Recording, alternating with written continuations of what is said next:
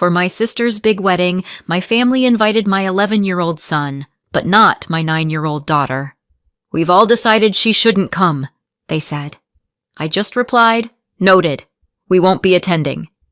Then I made one quiet change. 3 weeks later, their lives were falling apart. If you'd walked into my kitchen that week, you would have thought we were preparing for a small royal coronation. Not because we're royal. We're not. My family sells that illusion the way some people sell essential oils, aggressively and with a suspicious amount of confidence. But my daughter Ruby had turned Brooke's wedding into a project, a mission, a full-time job with unpaid overtime. There was a dress photo taped inside the cabinet door at Ruby eye level. There were index cards on the counter with neat block letters. Smile. Say congratulations. Ask one question. Do not interrupt. A little checklist with boxes she'd been crossing off for weeks. And there was Ruby, in her favorite spot at the table, shoulders tense with determination, asking me for the 97th time, Mom, what do I do if someone asks me what I want to be when I grow up? I glanced up from the sink. You tell them the truth. Ruby frowned. The truth can be wrong. That depends on the person, I said. Owen, my 11-year-old, walked by and snagged a grape from the bowl. Tell them you want to be a dragon. Ruby didn't even look at him. That is not an acceptable career. It's a hobby, Owen said, and I watched him drift closer to Ruby like a little guard dog. He wasn't loud about it. He never was. He just hovered, ready to block a comment, hand her a fidget, change the subject, like he'd been training for this in secret. Ruby tapped her pencil, then looked at me. Mom? What are the rules again? I felt that familiar squeeze in my chest. The part of me that wanted to wrap her in bubble wrap and move us to a cabin in the woods where the only social rules were, don't eat the poisonous mushrooms. I dried my hands. You say hello. You keep your hands to yourself. You don't touch the cake until they cut it. Ruby nodded seriously, as if I'd just explained a complicated legal contract. The phone rang, and I knew, before I even saw the screen, that this wasn't going to be about napkins. It was my sister, Brooke. Her voice was bright in that way people sound when they're already rehearsing what they're about to say. Hey, she chirped. Quick question. There are two kinds of quick questions. The harmless ones, like, what time are you coming? And the ones that destroy something. I put the phone to my ear and turned slightly, my back angled toward Ruby, like my body could block words. Yeah? I said. Brooke didn't waste time. So we finalized the list. I pictured my parents hovering over a spreadsheet like they were planning an invasion. And we're keeping it tight, Brooke continued, just to keep things smooth. There it was. Smooth. The word my family uses when they mean controlled. Then she said it. Owen can come, obviously, but we've all decided Ruby shouldn't. For a second, I didn't understand the sentence, like my brain refused to process it. Then heat rushed up my neck. What do you mean she shouldn't? Brooke sighed like I was being dramatic for reacting to something objectively awful. Aaron, please don't do this. I stared at the cabinet where Ruby's dress photo was taped. The edges were curling from being opened and closed 100 times. Don't do what? I asked. My voice sounded too calm, like it belonged to someone else.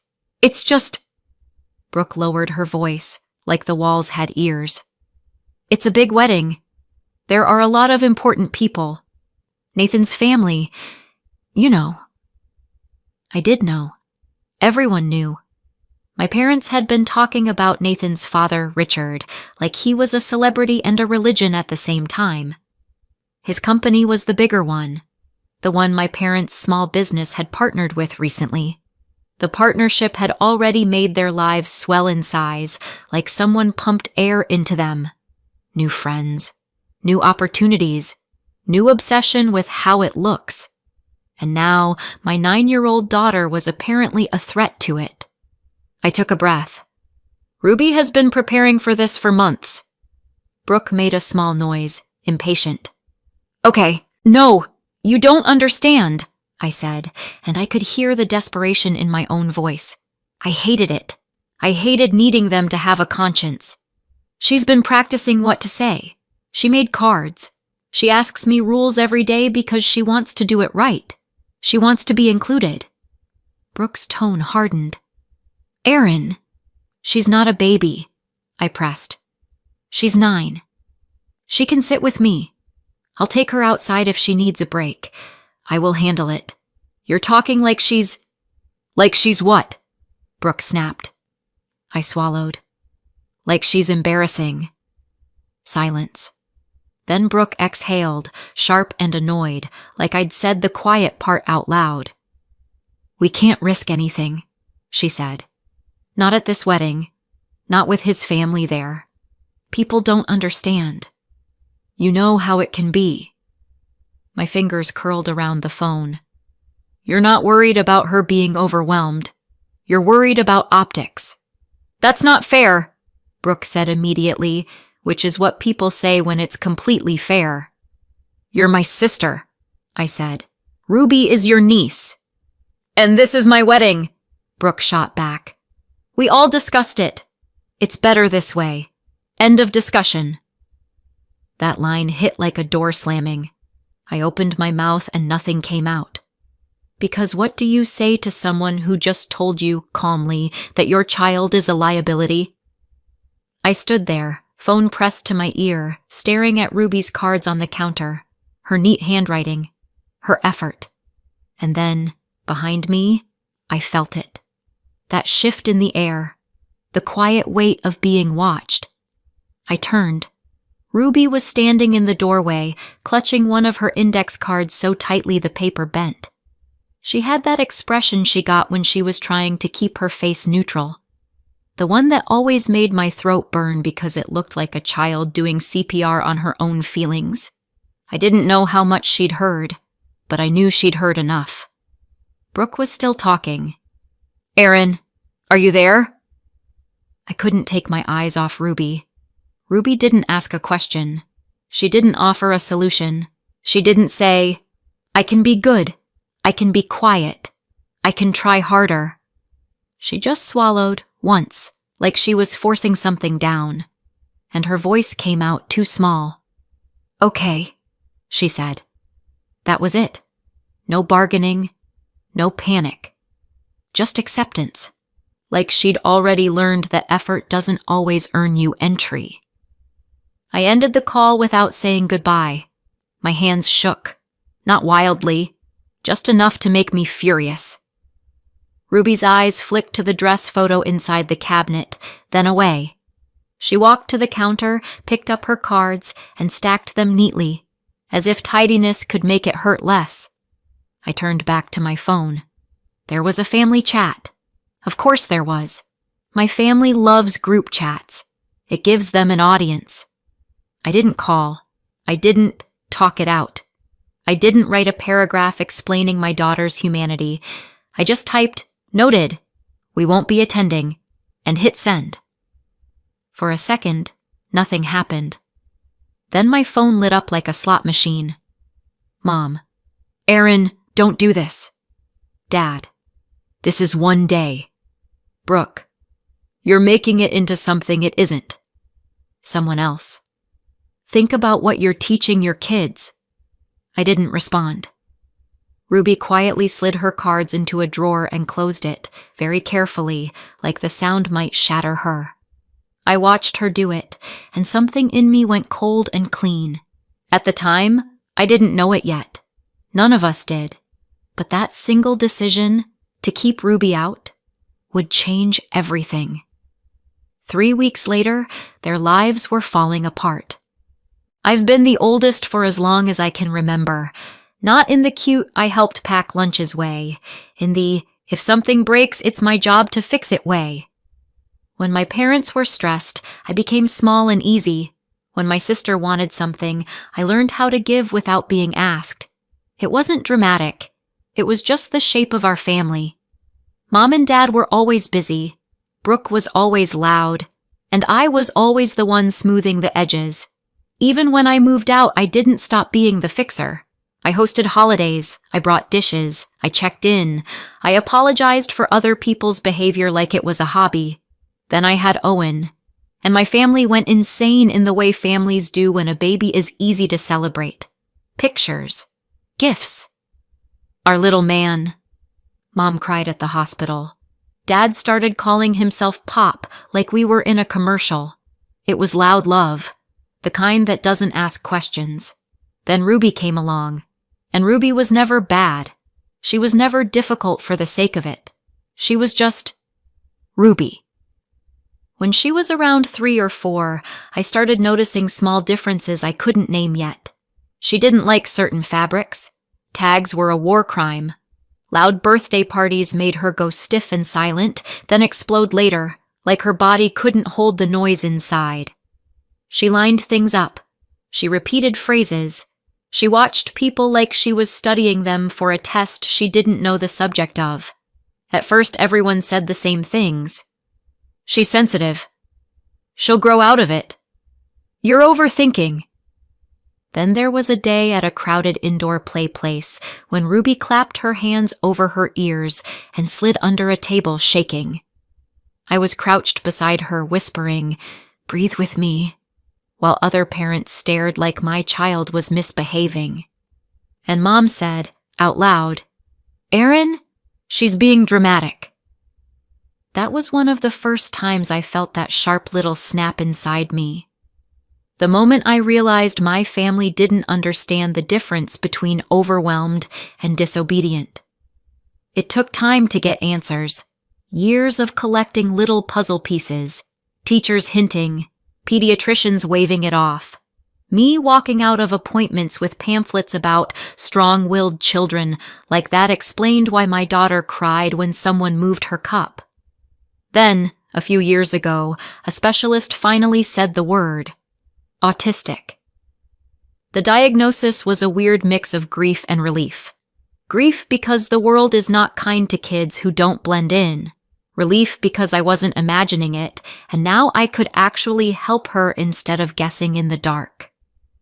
I made a promise to myself that day, sitting in my car with my hands on the steering wheel, trying not to cry. Ruby would never be treated like a problem to hide. Not by strangers. And definitely not by my own family. I thought that promise would be easy, because who looks at a child and decides she's too inconvenient to love? Turns out, plenty of people. Especially the ones who love you conditionally. The first holiday after Ruby's diagnosis, she said something honest in the way she always did. Literal. Direct. Not rude, just unfiltered truth. An aunt laughed too loudly. Someone said, "Oh wow, she's such a little weirdo," like it was cute. Then Mom leaned into my ear and whispered, "You have to stop her from doing that." Not, "Is she okay?" Not, "How can we help?" Just, make her more palatable. I tried the polite route. For years, I explained autism in simple terms. I offered strategies. I asked for patience. I reminded them she wasn't being difficult. She was processing differently. They nodded. They smiled. They did nothing different. Ruby, meanwhile, started doing what a lot of kids like her do. Masking. She watched people closely. She copied tone. She practiced phrases under her breath like homework. She learned when to laugh even if the joke didn't make sense. She learned how long to make eye contact so people wouldn't say she was rude.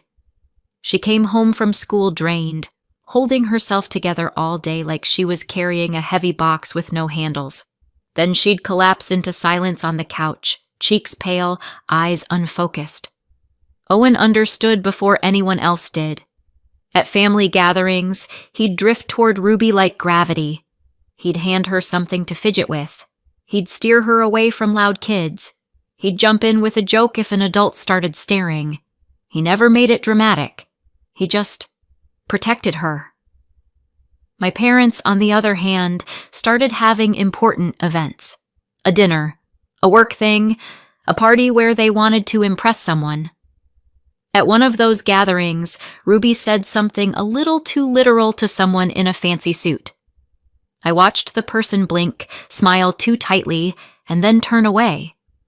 Later, Mom pulled me aside and said, "This is exactly what I mean." "Exactly what?" I asked. Mom's eyes flicked toward the room like it was a stage. "We can't have that." That was when she used the word for the first time. "Embarrassing." Ruby didn't hear that specific word that night, but she didn't need to. She felt the shift. She always did.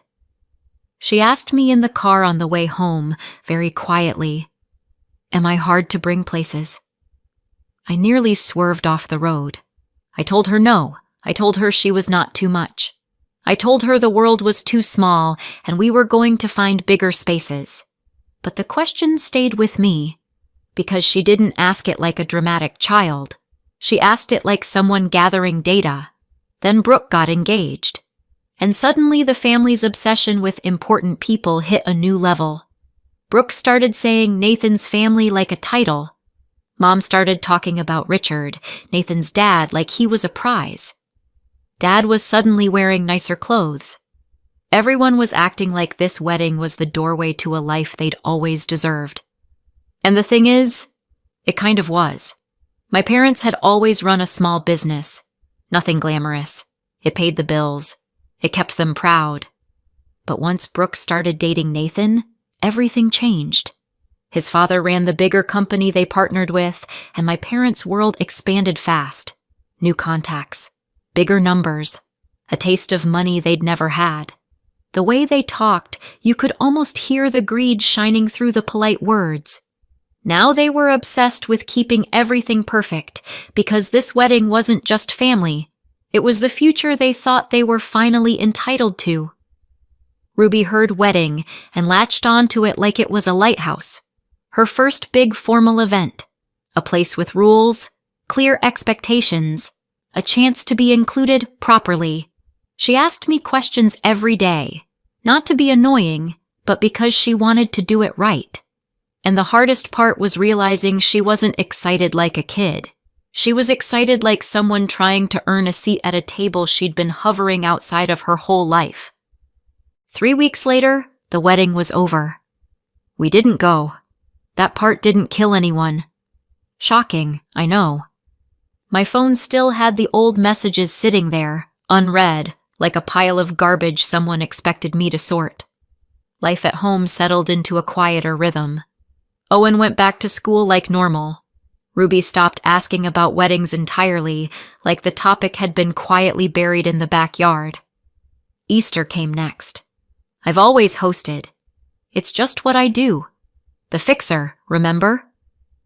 But this year, I did something different. I sent the Easter message to the usual family circle. Aunts, cousins, people who show up with potato salad and opinions. I did not include Mom, Dad, or Brooke. No announcement, no warning, no dramatic, "after everything you've done." Just a message with a time and a place, like always. Owen watched me hit send and didn't say anything. He just nodded once, like he understood the assignment. Ruby sat at the table, drawing quietly, pretending not to listen. But her shoulders were less tense than usual.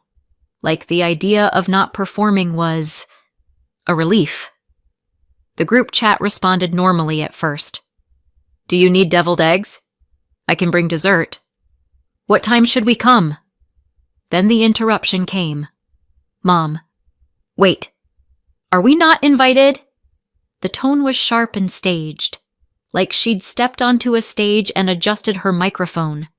Brooke followed immediately. "So first you don't attend my wedding, and now you're cutting us out of Easter? What is wrong with you?" Dad jumped in too, because of course he did. "This is cruel, Erin. You're punishing everyone." They weren't asking quietly. They weren't texting privately. They wanted witnesses. They wanted the whole family to see me being difficult. Because that's how they win. They make you feel shame under fluorescent lighting.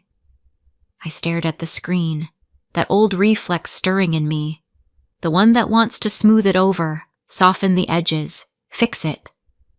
Then Ruby looked up from her drawing. She wasn't crying. She wasn't yelling. She was just watching my face like she was waiting to learn what truth costs. And something in me went still. I typed one message. Just one. No speech, no diagnosis lesson, no begging for empathy. I didn't attend Brooke's wedding because you excluded Ruby for being autistic and said you couldn't risk embarrassment in front of Nathan's family. So no, you're not invited to Easter. We're done. I hit send. The chat went weirdly quiet. No jokes, no emojis, no immediate backlash. Just that awful pause where you can feel people reading. Then someone typed, "Is that true?" I didn't answer. Because if I answered that in the group chat, it would turn into a debate. And I wasn't putting my 9-year-old's dignity up for family voting like it was a casserole contest. A few minutes passed. Then my phone rang. Unknown number at first. Then it stopped. Then it rang again. This time it came through with a name. Nathan. I stared at it for a beat, thumb hovering, brain doing that quick inventory of worst-case scenarios. Then I picked up. "Hi," I said. There was a pause on the other end. Not dramatic, not angry, just careful. Like he was walking across glass. "Aaron," he said quietly. "I'm sorry to call. I saw what you wrote." "Okay." Another pause. I could hear breathing, like he was trying to decide how to ask without sounding like the villain. "Is it true?" he asked. "Did they really tell you Ruby couldn't come because they didn't want to risk embarrassment?" My throat tightened. I kept my voice level anyway. "Yes," I said. "That's what they said." "And Ruby," he added, softer. "She's 9. "Yes." He didn't say, "That's insane," even though I could tell he wanted to. He didn't try to smooth it over. He didn't defend Brooke. He just went quiet for a long moment. Then he said, "I didn't know." "I know," I replied. Another pause. "Thank you for telling me the truth," he said finally. Then he hung up. The next morning, the pounding started. Not a polite knock. Not a, "Hey, can we talk?" Pounding. Owen appeared in the hallway instantly, like he'd been waiting for it. Ruby was behind him, quiet and pale, gripping the edge of her shirt. I opened the door and there was Brooke. Her eyes were red, but not with sadness, with rage. Her hair was shoved back like she'd done it in a hurry. Her whole body looked wired, vibrating. She didn't say hello. She didn't look at Ruby. She launched straight at me like a missile. "What did you tell him?" she hissed. "Who?" I asked. "Nathan, what did you tell my husband?" "Nothing." I kept my voice calm. "He called me. I just told him the truth." Brooke's laugh was sharp and ugly. "Of course he did. And of course you couldn't wait." "I didn't call him," I said. "He asked if it was true. I said yes." Brooke stepped closer. "He left." I didn't move. "Left where?" Brooke's face twisted. "I don't know. Somewhere. He said he needed space. He said he needed to think." Her voice cracked on the last word like it physically offended her. "He wouldn't even sleep at home." Owen's jaw clenched. Ruby went very still. Brooke noticed them then, really noticed them. And instead of lowering her voice, she got louder. "Good," she snapped, eyes flicking to Ruby like Ruby was an object on a counter. "They should hear this. They should see what you've done." I felt something cold slide into place inside me. Brooke, leave! She jabbed a finger toward my chest. You humiliated me in front of everyone. You made me look like a monster. You excluded your niece, I said, voice flat. Brooke shook her head fast, like she could shake reality loose. We were protecting the wedding. No, I said. You were protecting your image. Brooke surged forward into my space, and for a second I thought she was going to shove past me into my house. Her hand grabbed my arm hard, nails digging in. I yanked back, and Owen stepped forward without thinking. Don't touch my mom, he said. Brooke's eyes flashed. Stay out of it. Ruby made a small sound, barely a sound at all, and Brooke rounded on her like that sound was an insult. This is exactly why, she spat, and then caught herself too late. I saw Ruby's face change, that familiar shutdown, that awful retreat, and something in me snapped. Not loudly, not dramatically, just clean. Get out, I said. Brooke's chest heaved. Her voice rose, wild and shaking, filling my doorway while my kids watched. You did this to me! And that was the moment I understood this wasn't just a family fight anymore. It was a safety moment, and I wasn't going to lose it. Easter still happened at my house. Not because I was trying to prove a point, because I refused to let Brooke's tantrums steal another day from my kids. I kept the curtains open. I kept the door locked. I let Owen help hide eggs in the yard. I let Ruby decide where she wanted to sit, and nobody looked at her like she was a problem to manage. It was quieter than it had ever been. No walking on eggshells. No translating passive-aggressive comments.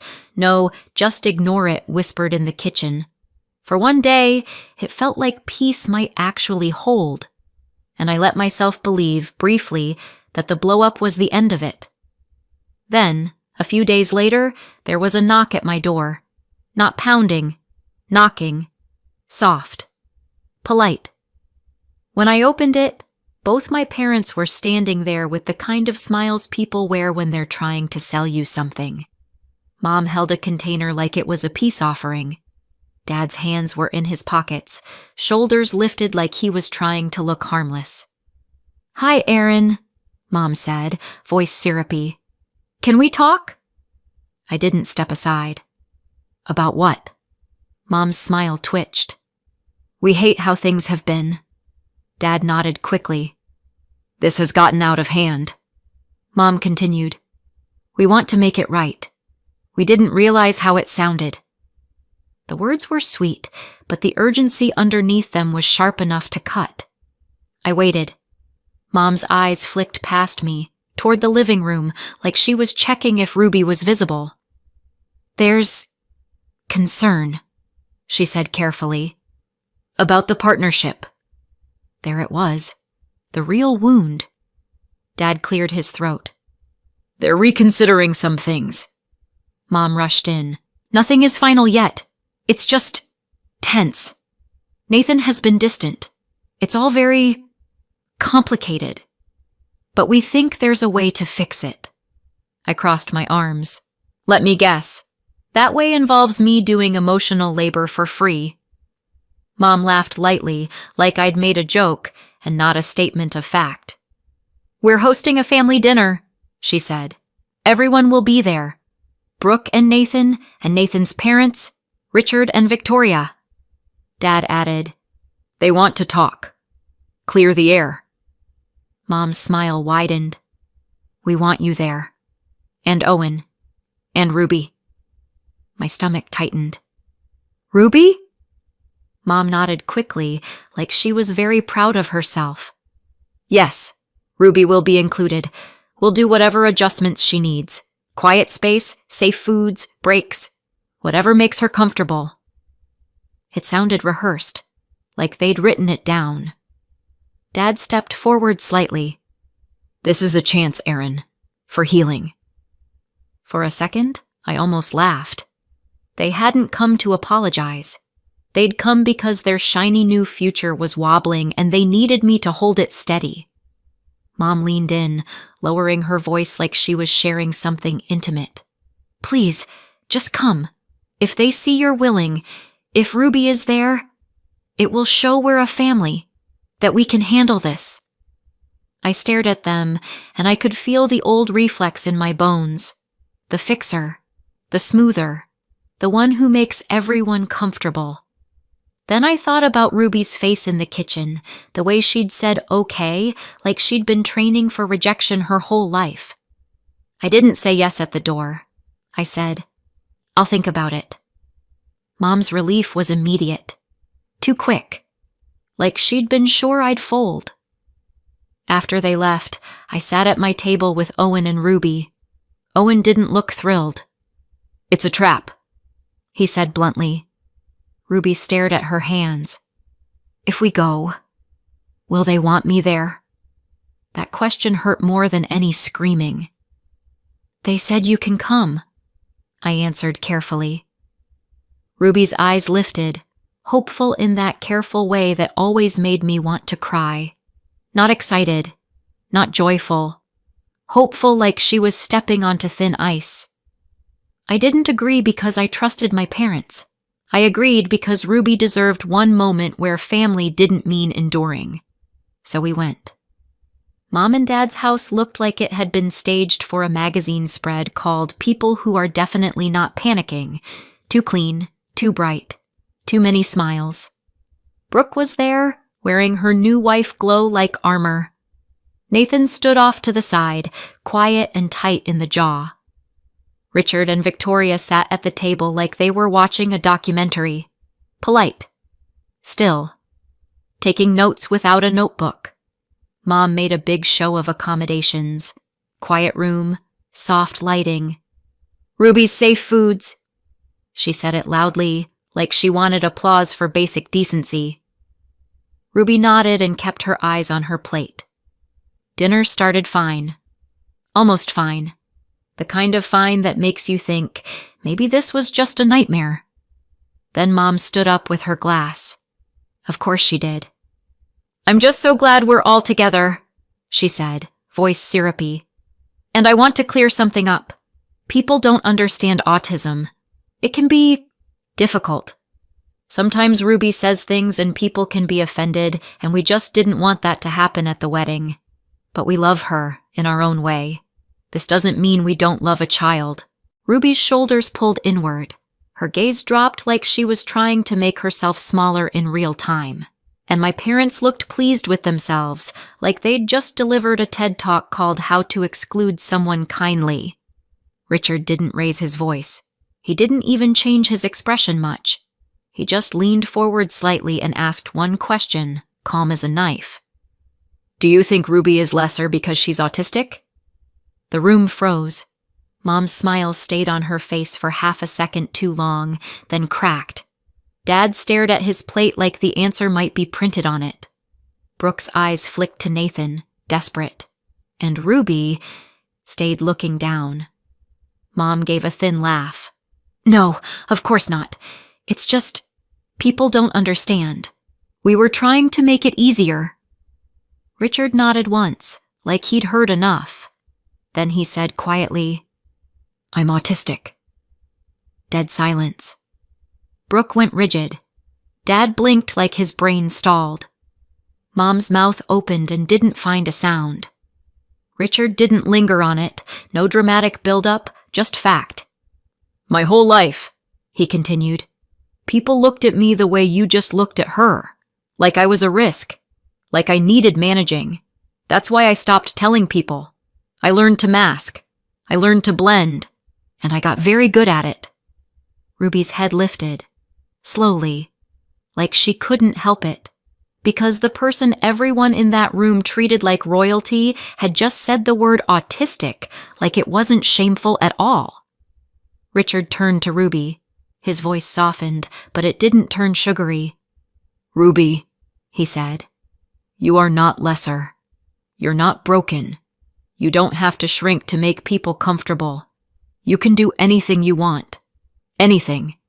And when people try to make you smaller, that tells you something about them, not about you." Ruby stared at him, wide-eyed. Then her chin lifted a fraction more, like she was testing the shape of confidence. Richard leaned back, looked at my parents, and his tone went flat again. "And as for the partnership," he said, "it's not going to work." Mom's face drained. "Please." Richard stood. Victoria stood with him. Nathan stood too, not looking at Brooke. Richard didn't argue. He didn't negotiate. He didn't give them the dignity of a debate. He just left. Nathan followed. The front door closed, and the silence that remained felt heavier than any shouting. My parents sat there, stunned, like they'd just watched their future walk out on its own legs. Ruby didn't look down anymore. I reached for her hand. Owen was already at her side, and I did what I should have done a long time ago. I stood up, took my kids, and walked out without saying a word. 6 months later. Our house is quiet in the best way. No dread, no group chat drama, no family meeting ambushes disguised as concern. Owen laughs like he's not on duty anymore.